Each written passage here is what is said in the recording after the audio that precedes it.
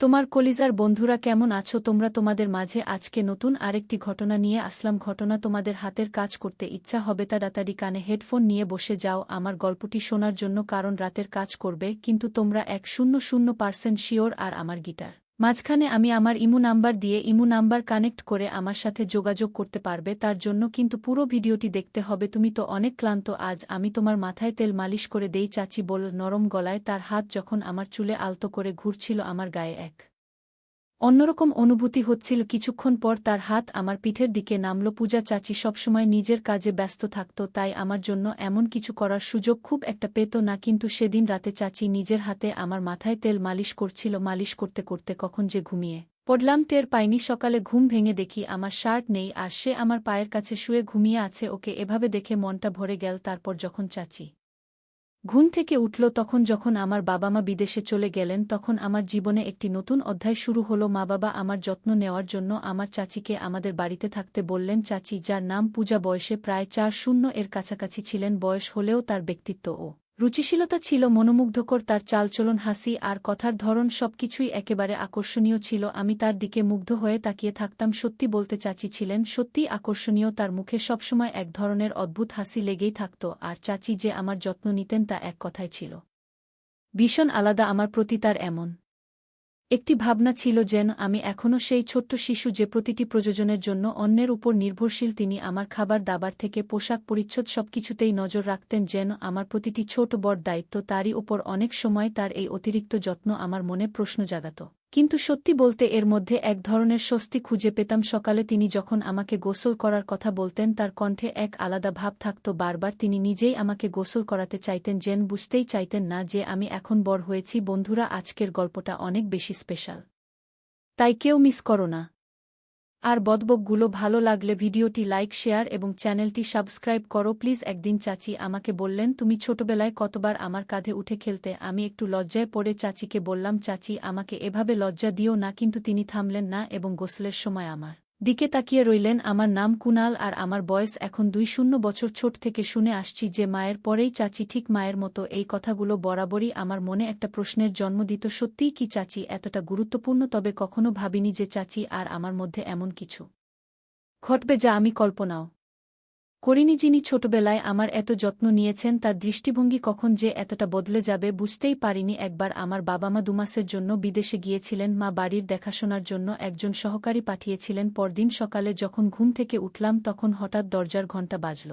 যেহেতু মা বাবা বিদেশে ছিলেন, তাই ভাবলাম হয়তো কেউ এসেছেন। দরজা খুলতেই সামনে দাঁড়িয়েছিলেন এক লম্বা সুন্দরী এবং আত্মবিশ্বাসী মহিলা। তার চোখে ছিল এক ধরনের ঝলক আর তার মুখে ছিল মৃদু হাসি। তিনি হাসতে হাসতে বললেন, এই বাড়িতে একজন কাজের মহিলার দরকার ছিল, তাই না? আমি তাকে মনোযোগ দিয়ে দেখলাম এবং বললাম, হ্যাঁ, সম্ভবত আমার মা আপনাকে ডেকেছেন। তারপর তাকে বাড়ির ভেতরে নিয়ে এলাম। যখন তিনি ঘরে ঢুকলেন, আমি তাকে রান্নাঘর দেখালাম। তবে তিনি এমনই অভিজ্ঞ ছিলেন যে রান্নাঘরে কি কোথায় আছে তা সঙ্গে সঙ্গেই বুঝে গেলেন, যেন আগে থেকেই এখানকার সবকিছু তার জানা। আমি ভাবলাম এটা খুবই ভালো হলো, মা নিশ্চিন্ত থাকতে পারবেন। তখনই মাকে ফোন করে জানালাম যে কাজের মহিলা এসে গেছে। মা এটা শুনে অনেকটাই নিশ্চিন্ত হলেন। আমিও বুঝলাম এখন আর একা থাকার অনুভূতিটা থাকবে না। সারাদিনের কাজের পর সন্ধ্যায় কাজের মহিলার ছুটি দেওয়ার সময় হঠাৎ করেই তিনি আমাকে বললেন, কুনাল, সকাল থেকে তোমার সাথে আছি, কিন্তু তুমি এখনও আমাকে চিনতে পারলে? তার কথা শুনে আমি অবাক হয়ে গেলাম। আমি বললাম, আমি জানি আপনি বাড়ির কাজে সহায়তা করতে এসেছেন, তবে আর কি পরিচয় আছে আপনার? তিনি হাসতে হাসতে বললেন, আমি এ বাড়িতে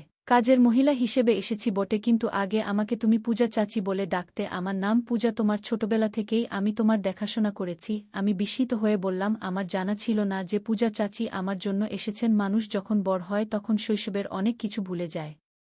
আমারও তাই হয়েছে। পূজা চাচি এই কথা বলতেই তিনি আমার হাত নিজের হাতে নিলেন আর তার স্পর্শে মায়ের মতোই এক ধরনের স্নেহ অনুভব করলাম। আমার মনে অদ্ভুত এক আনন্দের ঢেউ বয়ে গেল। আমি তাকে বললাম, এত বছর পর আপনাকে দেখে সত্যিই আমি খুব খুশি হয়েছি। সন্ধ্যা প্রায় 6টা বাজে, তাই তাকে বললাম, আজকের কাজ শেষ, এখন আপনি বিশ্রাম নিতে পারেন, কাল সময়মতো চলে আসবেন। তখন তিনি বললেন, কুনাল, আমার নিজের থাকার জন্য কোনো বাড়ি নেই। তুমি যদি আমার বেতনের কিছুটা কমাও তাও সমস্যা নেই, তবে যদি তোমাদের বাড়িতে একটি ঘরে থাকতে পারি তাহলে ভালো হয়।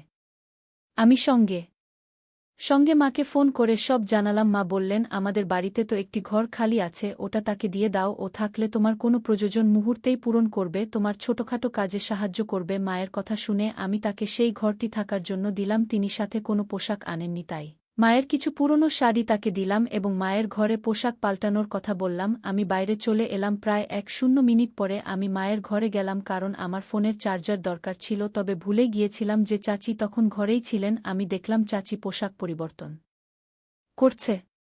লজ্জায় তাড়াতাড়ি চোখ বন্ধ করে ফেললাম, কিন্তু চাচি যেন এতে কোনো সংকোচ অনুভব করলেন, বরং বললেন, কুনাল এসো, এখানে বসো, আর বলতো তোমার মায়ের এই শাড়ি আমার উপর কেমন লাগছে। তার পোশাক পরিবর্তনের মধ্যেও তিনি আমাকে সামনে বসতে ডাকছিলেন, কিন্তু আমার মনে হলো এটা ঠিক নয়। চাচি দেখতে অত্যন্ত সুন্দর ছিলেন। বয়স প্রায় 4-0 হলেও তার শরীর ও চেহারা বয়সের চেয়ে অনেক কম মনে হতো। কিছুক্ষণ পরে তিনি মায়ের শাড়ি পরে ঘর থেকে বেরিয়ে এলেন, আর পুরনো শাড়িতেও তাকে চমৎকার দেখাচ্ছিল। এভাবে কয়েকদিন কেটে গেল। পূজা চাচি প্রায় 1-0 দিন ধরে আপনার স্বামী বলেছিলেন, আমি সেটাই করেছি। আমি আপনাকে আপনার স্বামীর অনুমতি নিয়ে বিক্রি করেছিলাম। রাহুলের কথায় আমার পুরো রক্তক্ষরণ শুরু হলো। আমি অসুস্থ বোধ করছিলাম। আমি অবাক হয়ে নরেশের দিকে তাকালাম। সে চোখ এড়িয়ে যাচ্ছিল। পরে সে বলল, আমার অসুস্থতার কারণে বাড়ির পরিস্থিতি খারাপ হয়ে গেল, আমি তোমাকে সন্তানও দিতে পারিনি, অর্থাভাব দেখা দিল। এইসব দেখেও আমার হৃদয় কষ্ট পাচ্ছিল, কিন্তু আমি কিছু করতে পারলাম না। তাই যখন আমাকে বোঝা গেল রাহুল কি করছে, তখন আমি বললাম, প্রতিদিন তুমি তাকে কোথাও বিক্রি করে দাও, আমি তো ঘুমের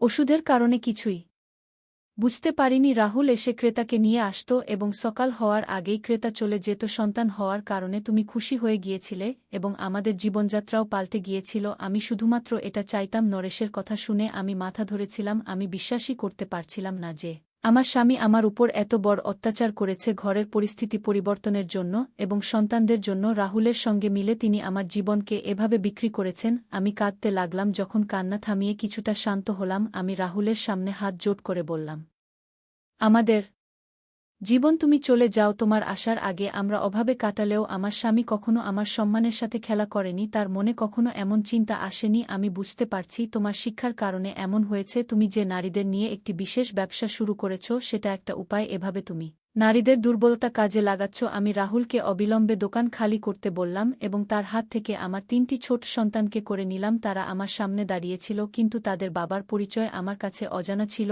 আমি নিজেকে খুব বোকা মনে করছিলাম যে এতদিন আমি বুঝতে পারিনি যে এই সন্তানগুলো আমার স্বামীর নয়। কেন আমি তাদের দুজনের হাতে এইভাবে প্রতারিত হলাম, সেটা ভাবতেই আমার মন চুপসে যাচ্ছিল। রাহুলের জন্য আমার এই সমস্যার সূচনা হয়েছিল, তবে নরেশও দায়ী। কিন্তু আমি কি করব?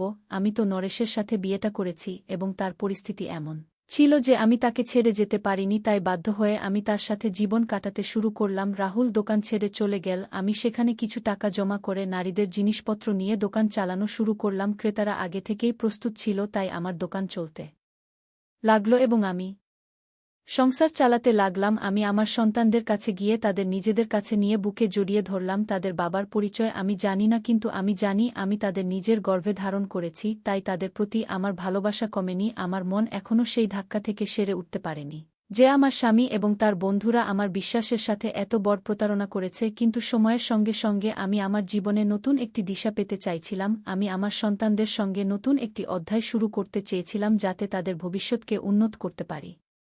দোকানটি এখন আমার দায়িত্ব হয়ে গিয়েছে। প্রতিদিন সকালে সন্তান স্কুলে পাঠানোর পর দোকানে এসে ক্রেতাদের চাহিদা পূরণ করা আমার দিনচর্যা হয়ে উঠেছিল। কিছুকাল পর আমি ধীরে ধীরে আমার কঠোর পরিশ্রম দিয়ে দোকানকে এগিয়ে নিতে শুরু করলাম। আমার তৈরি করা পণ্যগুলোর বেশ প্রশংসা হতে লাগল এবং আমার শ্রমের ফলস্বরূপ সবকিছু ভালোভাবে চলতে শুরু করল। বেশ কয়েক বছর পরে যখন আমি আমার সাফল্যগুলো দেখি এবং আমার সন্তানদের হাসি শুনি, তখন বুঝতে পারি যে আমার পরিশ্রম এবং সংগ্রাম আমার জীবনকে নতুন একটি পথে নিয়ে গেছে। আমি আমার জীবনে অনেক কিছু হারিয়েছি, কিন্তু এর চেয়েও বেশি পেয়েছি। আমার সন্তান এখন আমার জীবনের সবচেয়ে বড় শক্তি। আমি তাদের যথাযথ শিক্ষা এবং ভালো মূল্যবোধ দেওয়ার চেষ্টা করছি। আমার এই জীবন কাহিনী কেবল আমার জন্যই নয়, বরং সকল নারীদের জন্য একটি অনুপ্রেরণা হয়ে উঠেছে যারা কষ্টের মধ্যে দিন কাটাচ্ছেন।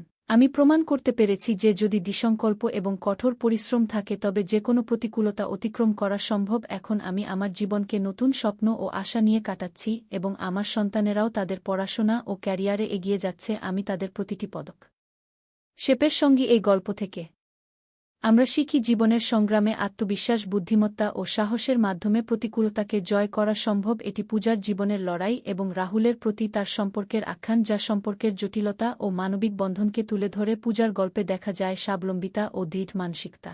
কঠিন পরিস্থিতিতেও নিজেকে টিকিয়ে রাখতে সাহায্য করে। রাহুল একজন তরুণ হলেও পরিবারকে সহায়তা ও দায়িত্ব পালন করে। এই কাহিনী আমাদের শেখায় যে ইতিবাচক মানসিকতা দিয়ে যেকোনো পরিস্থিতি মোকাবেলা সম্ভব। এই গল্পটি প্রমাণ করে যে সম্পর্কের সফলতা শুধুমাত্র বয়স, লিঙ্গ বা পারিবারিক প্রেক্ষাপটে নির্ভরশীল নয়, বরং এটি নির্ভর করে আমরা একে অপরের সাথে কেমন আচরণ করি এবং কতটা সহানুভূতিশীল হই। গল্পে রাহুল ও পূজার সম্পর্কের উদাহরণ তুলে ধরে, যেখানে রাহুল তার সততা ও সত্যতার মাধ্যমে পূজার বিশ্বাস অর্জন করে। রাহুল কখনোই তার প্রয়োজনগুলো গোপন করেনি, বরং সৎ থেকে পূজার জীবনের সহায়ক ভূমিকা পালন করেছে। গল্পের মূল শিক্ষা হল সততা ও সত্যতার চেয়ে মূল্যবান কিছু নেই। রাহুল একসময় সমর্থনহীন জীবন কাটালেও পূজার সাহচর্যে জীবনের নতুন অর্থ খুঁজে পেয়েছে। তাদের সম্পর্কটি প্রমাণ করে যে সত্যিকারের বিশ্বাস ও ভালোবাসা থাকলে সম্পর্কের মধ্যে কোনো সন্দেহ থাকে না। পূজা ও রাহুল উভয়ই জীবনযুদ্ধে লড়ছে। পূজা তার স্বামীর অসুস্থতা ও আর্থিক সংকট সামলাতে চেষ্টা করছে, আর রাহুল তার চ্যালেঞ্জগুলোকে সাহসের সাথে মোকাবিলা করছে। গল্পটি আমাদের শেখায় যে জীবনে আসা সমস্যাগুলো এড়ানো যায় না, বরং সাহসের সাথে সেগুলোর